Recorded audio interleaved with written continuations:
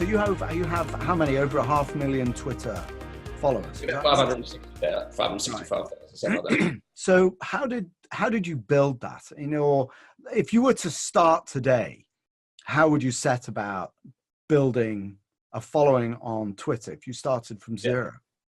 The principles follow the laws of humanity. In other words, the law of reciprocation. So I started following other people, and they noticed that I was following them, and then they go, well, should I follow Jeff back? And they'll maybe check my profile and they'll follow me back. So it's, in other words, they will check out your stream going, oh, he's adding, you know, content of value.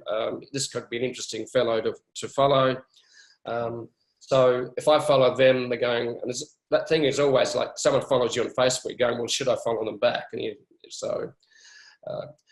as simple as that. But back then it was much easier to actually do that. You could actually automate it. I used a tool called Tweepy, and that would target, you know, I'd follow my competitors' followers because they're already following them because of,